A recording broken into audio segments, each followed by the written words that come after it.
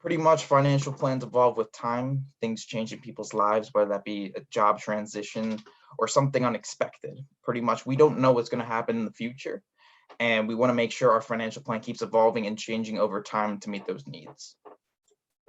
So pretty much we have three strategies basically for our approach to financial planning. First, we want to make sure we can protect against the unexpected by managing our risk. This is your life insurance, your disability insurance, and long-term care. We'll touch more on those a little bit further in this presentation. And then once we protect and have that defense in place, there's offensive and defensive planning. This is with the risk management, that's your defensive planning. Basically, what a lot of people think about financial planning is investments, retirement. But pretty much we have to build that defense so then we get the privilege to invest in the things that are going to get us, that extra return. So basically, once we have our bases all met with that defense, then we can start saving and investing for the future. And basically, once we get there, we want to preserve and make sure we have enough money to last us a lifetime. So first, obviously, we talked about risk management. So pretty much what is risk management? Pretty much when you're working, you want to make sure you can continue having your income come in. You don't want to be in a situation where you're out of a job due to a sickness, an injury, and pretty much you can't make that income. You can't pay your expenses. You can't contribute to your retirement strategy. You can't pretty much save for the future. And we don't want that to happen. So pretty much we want to make sure that we can protect that risk. And basically there's about a 32% chance that something does happen to someone and someone actually collects on a disability policies. And this is kind of teeing up disability insurance. And then one other thing is dying too early. So actually the numbers, you might be surprised. So like I said, there's about a 32% chance that someone does end up having a disability during their career. And there's a 2% chance that someone dies unexpectedly. And what people really look at when it comes to this insurance planning is people want life insurance, obviously. They want to make sure they can provide for their family, make sure they can cover their debt. But what not a lot of people consider is making sure you can protect your income while you're still alive, because you don't want to be in a situation where either you're collecting on a 60% employer benefit, which I'll touch on a little bit more, or pretty much, you don't have that money constantly coming in, which I was talking about before. Obviously, life is unpredictable. So obviously, we want to make sure we pay off our debt, and we want to stay committed to that. This is where accountability comes in. If you want to pay off your debt, obviously student loans are going to come in the future, whether that be you're going to go straight into a career after undergrad or continuing grad school. Obviously, you're going to have to start paying back that debt. And pretty much we want to also develop a plan and a budget so you have structure when it comes to paying off that debt and can stay committed to it. So pretty much a lot of the questions that we ask clients, this is actually one of the most important ones. And this makes people realize the importance of the disability insurance, which I was talking about before. What a lot of people might think is their most important asset might be their house, an expensive car, something that has a lot of monetary value. But pretty much over your lifetime, say you're making a $60,000 to $80,000 salary a year, and you make around $2 million over your career. Pretty much, if you had $2 million sitting on the table, would you want to protect that money coming in? And the answer is usually yes. You want to make sure that you protect that asset similar to like it's a car. You're right. I just wanted to mention something here. So when I started my career, our firm worked with a lot of physicians. And the one thing that was interesting about physicians versus, let's say, non-physicians is that they see sick people all the time, right? Accountants, attorneys, CEOs, and people do get sick. And I think they're the ones that are probably most likely to buy disability coverage because they know their future earnings over their lifetime, for most people are going to be 3 million, 5 million, 10 million. And they feel that, hey, you can't control what's going to happen to you, but you can minimize the impact. So it's just interesting when you're aware of people that get sick on a day-to-day basis because you're around it, then you're more likely to say, hey, that's probably the first thing I do is insure my income. Definitely. And pretty much this is really talking about when you're in your full-time career. I know a lot of you are going to be going into finance or accounting, some sort of business sort of career. So pretty much this is really kind of educating you now so you kind of know what to expect going into your career so you can sort of understand your benefits better because your employer will provide you with this coverage. But pretty much there is some downsides to it, and most of the time a lot of people think that they have all their bases covered with what they have with their employer, but most of the time what we see is they're underinsured. and we want to get them from point A to point B, make sure that no matter what happens, this is basically how we can ensure their goals. So obviously we're talking about protecting our income is something we really want to do. Obviously, you don't know what can happen. A lot of people think getting disabled means you're in a wheelchair. However, it could be due to a sickness or an injury. Say, you start developing cancer, you have a heart attack. You can't control what happens to you, but like Colin said, you can minimize the impact. So once you're in your full-time career and pretty much, you want to ensure your income's coming in, you want to make sure you cover this sort of risk because, like we said, it will knock your goals off track with your overall financial plan. Hold on one second. So pretty much, like I was talking about with a group disability plan, usually what we see is they cover 60% of your overall salary, gross salary. Pretty much this is taxable. The employer gets to write this off their taxes because they're the ones providing the plan, but pretty much the IRS is going to want their money. So pretty much with this, pretty much you're going to owe the taxes on this disability insurance coming in on a monthly basis. So actually you're not making 60% income replacement. Usually it's closer to 45, 50%, give or take, somewhere in that range. And like I said, we want to make sure we have at least 80 to 90% is what we want to see with a lot of our clients of their income replaced, if not 100% coming in, God forbid something were to happen.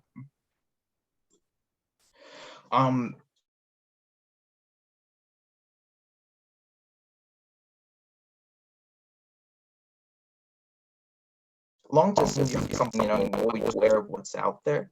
Pretty much with long-term care insurance, this is pretty much say you can't do 2 of the 6 acts of daily living, you need assisted living, home health aid, and you need that constant care.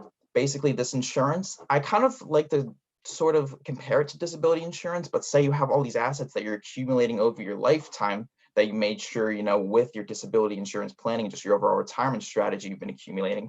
Basically, if you want to be put in a nursing home, especially in the state of New Jersey, which has some of the highest expenses for that assisted living, if you're really concerned about protecting your assets, then pretty much this is where long-term care insurance comes in and makes sure that you can protect what you have and pretty much front these expenses to the insurance company so you can protect what you have worked your whole life for. And pretty much, long-term care services help with chronic illness, disabling conditions, cognitive impairments. And what we see with a lot of clients is they have to really have experienced something like this in their life to make them really understand the importance of it. Not a lot of people have that experience where, it's a really big financial liability, taking care of your grandparent and then eventually, God forbid, your parents one day. And if you did this planning beforehand, now you're already 10 steps ahead. You don't have to ever worry about these bills. And also, a lot of people are concerned, not specifically if they can afford where they live, but also where they're living. So they don't want to be put in a place, where it's miserable, it's not well kept. Most likely a lot of people want to be in a place where they're happy, it's clean, and, they can just live out their life in a better environment. And then obviously, death. Some people have experienced really close relatives dying, and this is really where life insurance is a very big topic. So I'll just kind of stay on this page, but basically, we never want to see someone pass away, whether it be a close family member or someone that, we're real close friends with, and then they set up a GoFundMe because they either have some outstanding debt, they have final expenses. And then pretty much you can't replace the person, but you can make sure your family is well off in the future. And this is basically where life insurance really comes into someone's overall financial plan. And there's different ways you can structure life insurance, not really going to get into the specifics of it. But if Colin, you want to chime in, maybe talk about some of your experiences with people actually collecting on their life insurance, or, you have that one story, about 9/11, if you wouldn't mind sharing, to really realize the importance. I think what Red is talking about right now, he's talking about the unfortunate times when people pass away. But there's a whole other side to life insurance, that's the living benefit side. And there's some very big tax benefits. So a lot of people that we deal with that make substantial money will want to use life insurance. And there's different types of ways to accumulate money that will act as a supplemental retirement plan where you can hedge against tax brackets in the future. Many people think of life insurance, why would I have it? I don't need it. Number one, you can't always get it. So you're better off getting it when you can get it. But there's a lot of living benefits about drawing money out of the policy on a very tax favored basis. I work with a lot of Wall Street professionals I work with a lot of accountants. I work with a lot of people that are high income brackets that are trying to minimize the impact of taxes. But what Rhett was talking about with the 9/11, when that happened many years ago, unfortunately, I had clients that I knew were in those buildings that day. And I knew that, we had done a lot of good planning, and thank God we did. Now, there was a compensation committee there, and there was a whole process that people went through on that particular day. But, I think about, wow, the one brother and brother-in-law that I actually sat down with, they were both married. They both just had babies on the way. And literally 6 months later is when that event happened. And I was like, wow, I know they're in that building. So when that happened, you can't bring them back. And I remember that the father and the father-in-law, said, wow, what would we have done if we didn't have this planning in place? Because again, you can't bring the person back. But, when people walk away from a difficult event, everybody goes back to their lives. But then there's responsibilities that people have. And sometimes you're sort of on your own. So it's really about providing people confidence that, hey, if something does happen, you're going to have the confidence that you're in good shape now because you did proper planning. And you'd be surprised how little dollars it takes to have basic life insurance and basic disability coverage. And you just never know. And I'll share one other story. I had a 26-year-old that was working in investment banking, and he bought a decent amount of life insurance. And he said, he just wanted to have it on him just in case. And then a year later, he had a mark on his neck, and it turned out to be malignant skin cancer. So it was like, wow, thank God we did what we did when we could get it. So I don't want to be the doom and gloom, because there are many, many living benefits and tax strategies that high net worth people use life insurance for that we could always go into at another time. Yeah, of course. Thank you for sharing all that, Colin.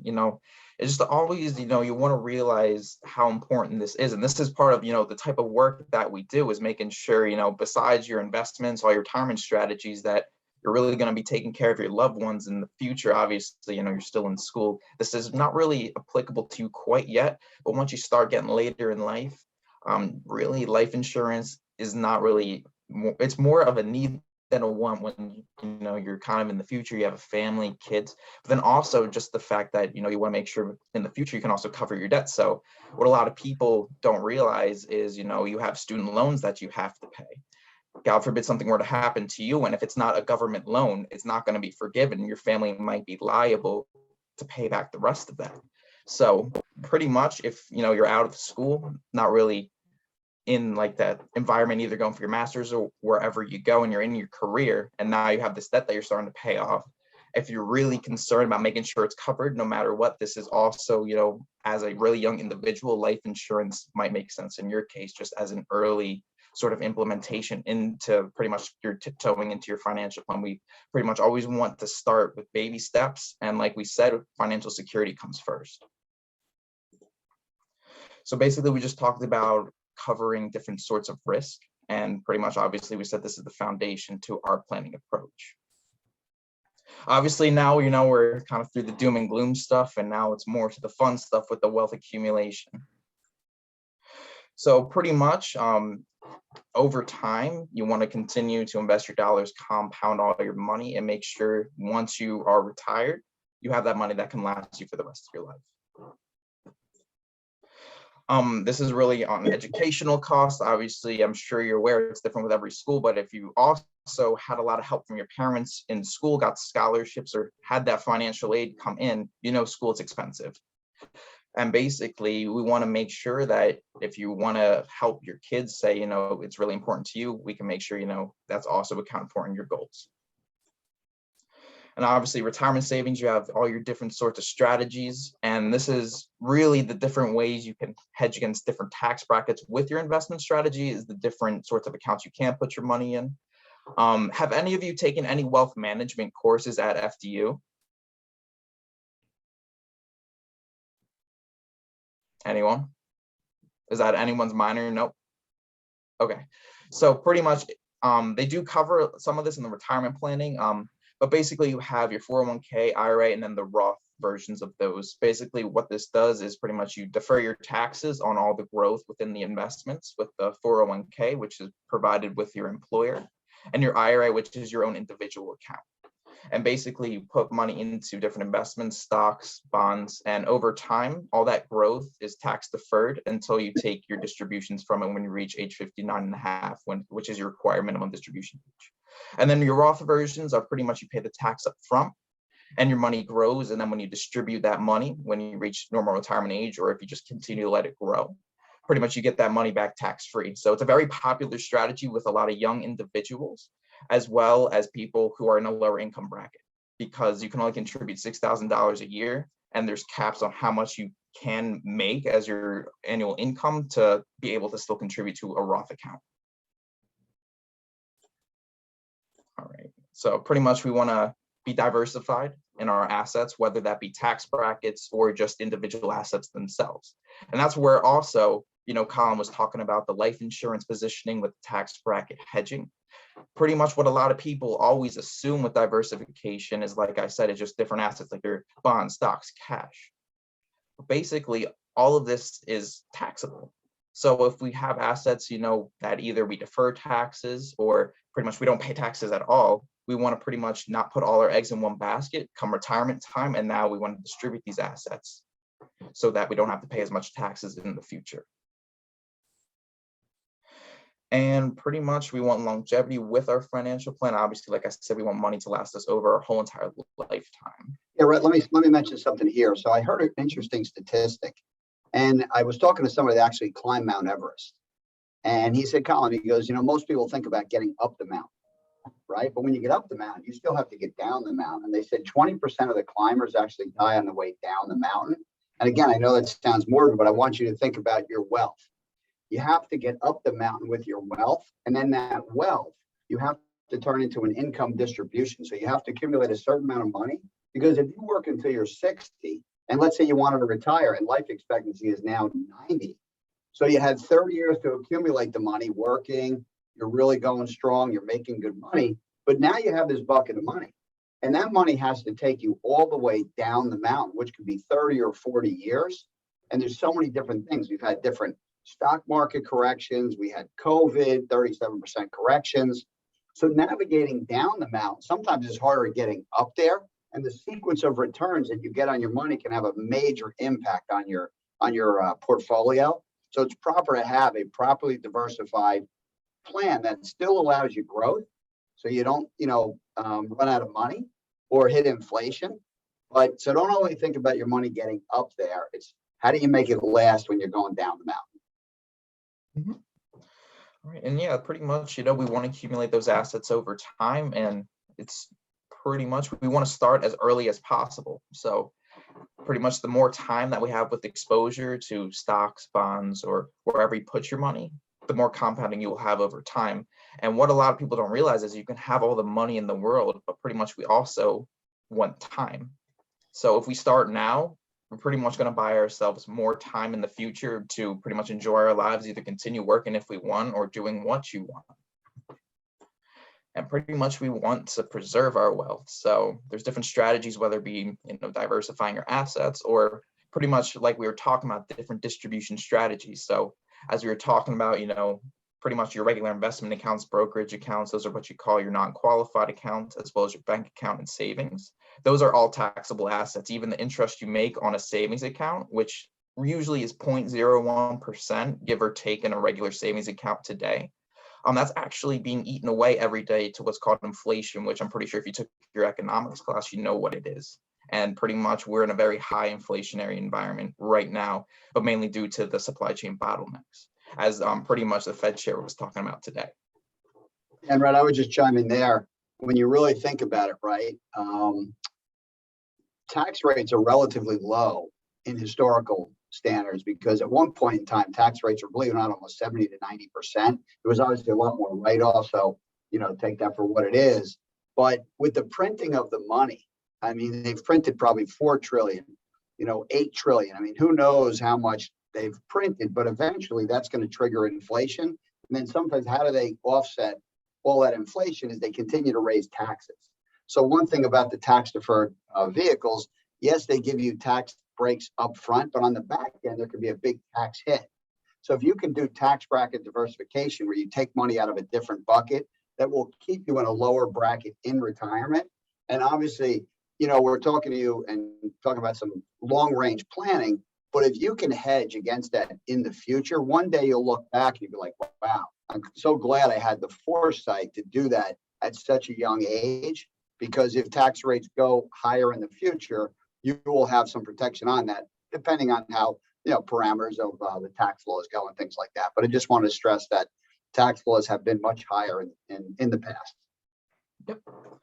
So as we were saying, you want to diversify your tax bracket. So basically, this is just saying you have all these different buckets, all these different sources of cash in wealth accumulation, and you want to have retirement income. And if you're more concerned, or not more concerned, but if you're just as concerned also of leaving a legacy, say you want to leave a lot of assets to your family, that's also another thing that we do with the life insurance and pretty much with your wealth accumulation over time. Estate planning, obviously not something, we're thinking about right now, but it's very important to eventually, once we start working, to have our wills, legal documents all sorted out, especially if we have family, we're married, very important stuff to make sure all that is in order. Pretty much, you just want to establish the basics with your plan, just with your financial plan to just fund your legacy. Like we were talking about, you want to start investing as early as possible. And then once you start working full time, you're happy with where you are, then that's where the more risk management comes in. But obviously, like I said, or like all of you are pretty aware, you're still in school. Not sure where some of you are, maybe later in your senior year, freshman, sophomore. So pretty much we want to make you more aware of what we do. And this is pretty much the type of work that we do on a day-to-day basis, what I was doing during my internship, and pretty much really building my career as well as a financial advisor. So obviously, when I was going to FDU, my major was financial planning with a concentration in wealth management. This was the career I wanted to get into during school. And I'm just very proud to be associated with this company, Northwestern Mutual, for two reasons, actually. One of them was recently announced. One thing with that life insurance where you're talking about where you can defer the taxes is you get a dividend on that. And recently, Northwestern Mutual announced that they're paying $6.5 billion in dividends to all their policy owners. Pretty much with a mutual insurance company, all the policy owners are part owners of the company, and with certain policies, they get that dividend credited to them. And it was actually a record year. So very happy. I've actually posted something on LinkedIn about it. So really excited for that. As well as that, we're actually pretty much the highest financially rated insurance company compared to all our competitors. Pretty much all the top insurance ratings, pretty much we achieved all of them throughout our lifetime. And as well as this, our dividend has never not been paid out. So pretty much our company is very financially strong. Colin could probably touch more upon that. So pretty much that's the end of my presentation. Before I let Colin start chiming in more about the opportunity and the internship, does anyone have any final questions before I turn it over to Colin?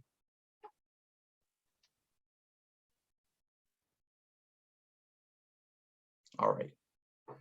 So Colin, if you want Yeah, thanks for everybody paying attention. I know it's not always easy to ask questions. You're sitting there, you just got hit with a whole bunch of information, and totally can appreciate that. I'm gonna mention a couple different things, right? You might be surprised that you might think your parents just have everything in order, right? It's your mom, it's your dad, but I would tell you that being out there every day and doing this for as long as I've been doing and having 20,000 conversations, there's so many times I sit down with people and they say, Colin, just nobody ever asked me these questions. I don't even know what really my retirement benefits package look like. I have this insurance policy. I really never looked at it. I have long-term care. I don't really know what it is. Maybe I'm not old enough for that.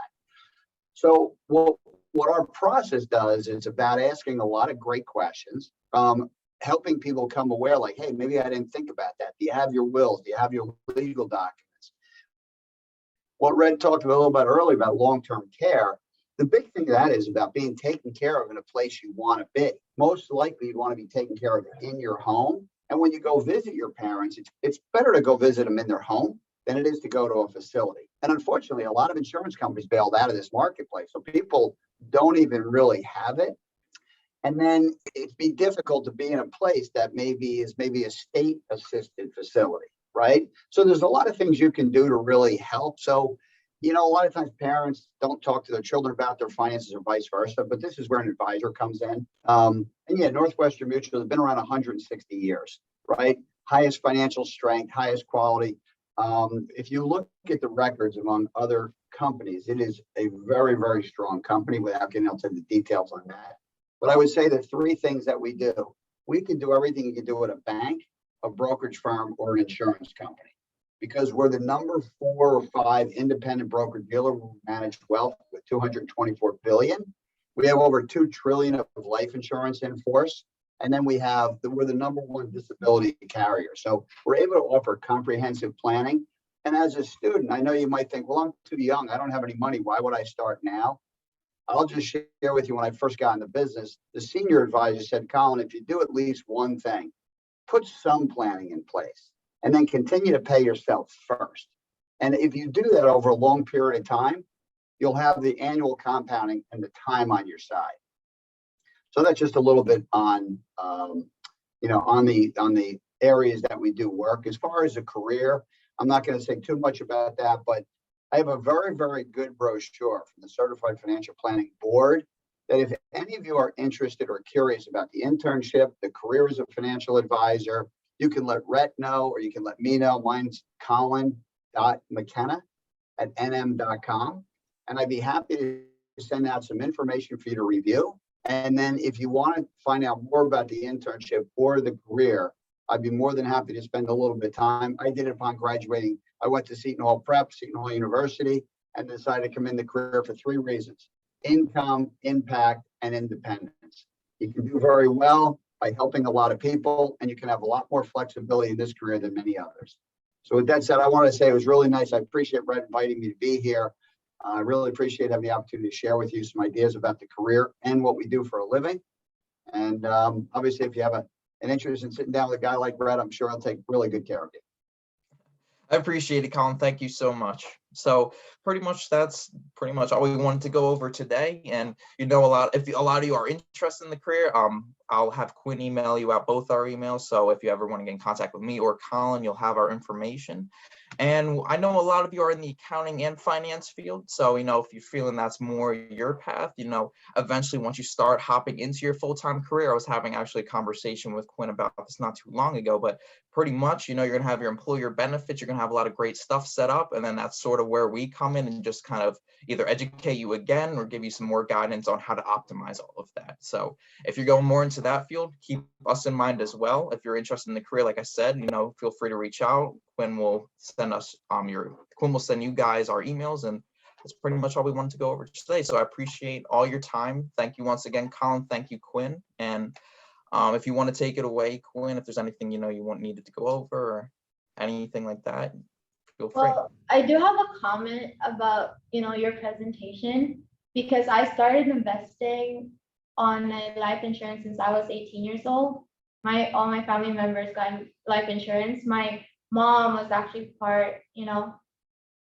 did life insurance in that business back then. So having that security, or me knowing that I have money saved up aside that I cannot touch until I'm a certain age, I feel happy. And in case of emergency, that's theirs. And if knock on wood, something happens to me, my brothers can have, that money for their college, that they are secured in the future. So it is important. If you have money right now put aside, or if you have an income coming in every month, as low as a $50, go ahead and invest in a life insurance. It's less than $50 per month. I'm just letting you know for our age right now. So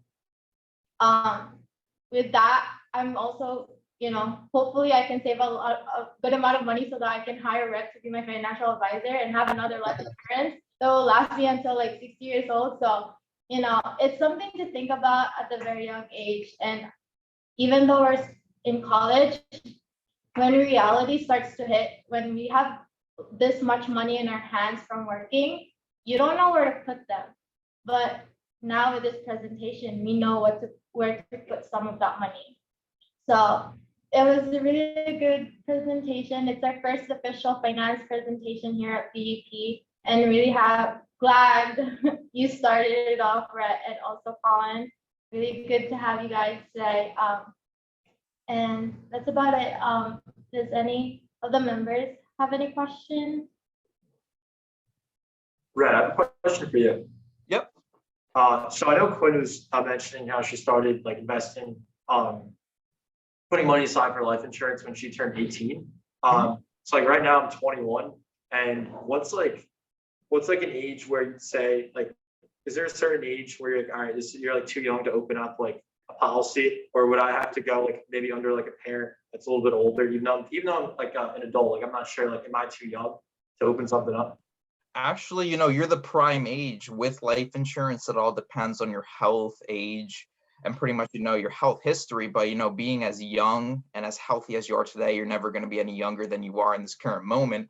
And pretty much life insurance is the most affordable when you're the youngest, and age 21 is a prime age to even get started.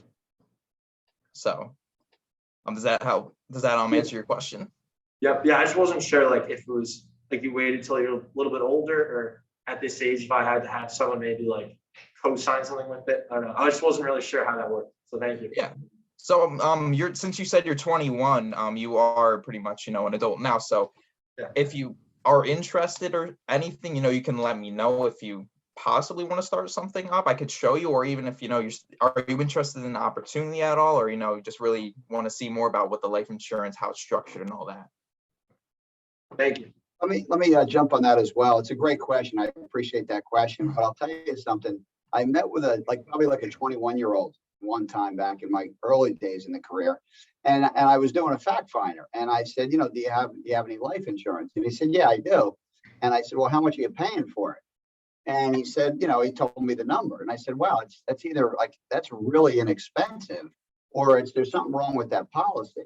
And he said, no, you know what happened? He goes, my grandfather bought this for all of us when we were younger. He was doing gifting strategies, and he was a wealthy guy. And he goes, he bought us all a life insurance policy, and because he got it when we were so young, our premium is the same thing now. And he goes, and I already have $100,000 of cash value in my policy that's going to continue to grow very substantially over time.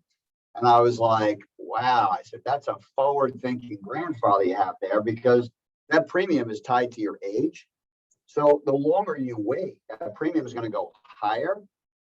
But if you can lock in your mortality tables now and take advantage of your health, which is the best right now.